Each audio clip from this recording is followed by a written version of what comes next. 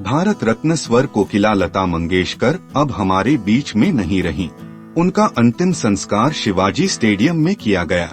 उनके अंतिम दर्शन करने सड़कों पर भारी भीड़ जमा हो गई। शाहरुख खान, सचिन तेंदुलकर, उद्धव ठाकरे, शरद पवार, राज ठाकरे, पीयूष गोयल समेत कई लोग उन्हें अंतिम विदाई देने पहुंचे। पीएम मोदी भी लता मंगेशकर के अंतिम दर्शन करने मुंबई के शिवाजी स्टेडियम पहुंचे थे।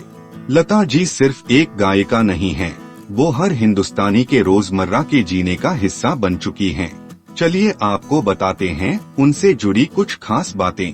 मराठी संगीतकार पंडित दीनानाथ मंगेशकर के घर जन्मी लता मंगेशकर बचपन से ही संगीत और अभिनय की दुनिया से परिचित थीं। उनके बचपन का नाम हेमा था, लेकिन बाद में उन्हें लता नाम दिया गया। 5 भाई बहनों में सबसे बड़ी लता मंगेशकर ने 13 साल की छोटी सी उम्र में उन्होंने गाना शुरू कर दिया था। साल 1942 से अपने करियर की शुरुआत करने वाली लता जी ने अपने लंबे करियर में 30,000 से ज्यादा गानों को अपनी आवाज दी। दिलीप कुमार लता मंगेशकर को अपनी बहन मानते थे, लेकिन खास रिश्ता होने के बाद भी लता मंगेशकर और दिलीप कुमार के बीच अनबन हो गई, जिसकी वजह से दोनों ने 13 साल तक बात नहीं की थी। अपनी मीठी आवाज से लोगों पर जादू करने वाली लता मंगेशकर के जीवन में एक समय ऐसा भी था जब उन्हें जान से मारने की कोशिश की गई थी। लता जी को खाने में धीमा जहर दिया गया था, जिसकी वजह से उनका 3 महीने तक बिस्तर से उठना मुश्किल हो गया था। सुरों की रानी लता मंगेशकर को उनकी पतली आवाज के कारण नापसंद किया गया था। अपने करियर के शुरुआती दौर में कई लोगों ने लता जी को उनकी आवाज के लिए रिजेक्ट कर दिया था। अपने गीत ए मेरे वतन के लोगों से पंडित नेहरू को रुलाने वाली लता जी ने से पहले इस गीत को गाने से मना कर दिया था। बाद में इस गाने के लेखक कवि प्रदीप ने लता जी को इसे गाने के लिए राजी किया था। पिता के निधन के बाद लता मंगेशकर ने घर की जिम्मेदारी निभाने के लिए बाहर कदम रखा।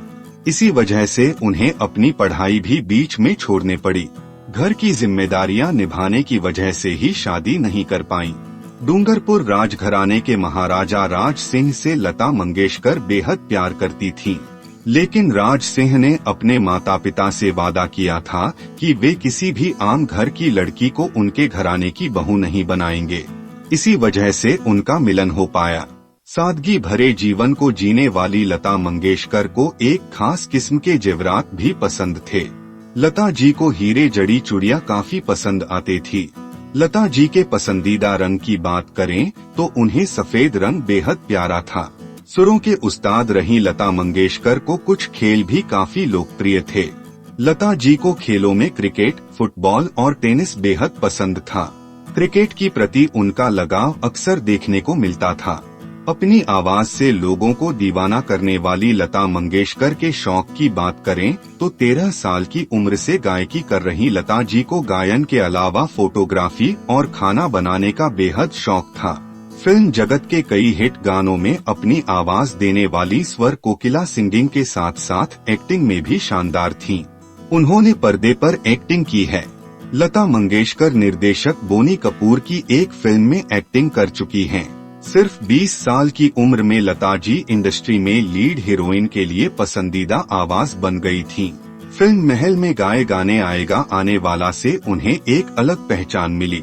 फिल्म बरसात में उन्होंने 3 अलग अलग अभिनेत्रियों के लिए 9 गाने गाए थे।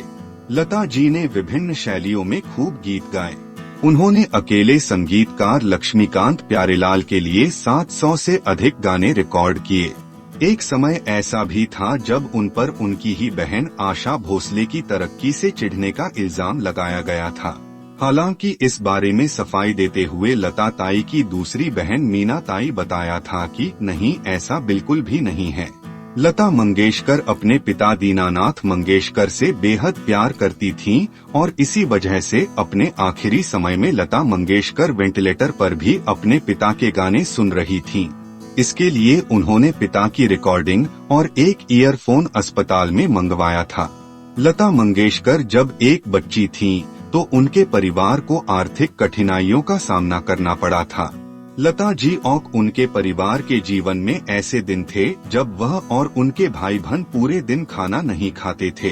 कम लोग ही जानते होंगे कि लता जी गायिका होने के साथ साथ एक संगीतकार भी थीं। उनका अपना एक फिल्म प्रोडक्शन भी था, जिसके बैनर तले फिल्म लेकिन बनी थी। फिल्म लेकिन में अपने गाने के लिए लता जी को सर्वश्रेष्ठ गायिका का नेशनल अवार्ड भी मिला था।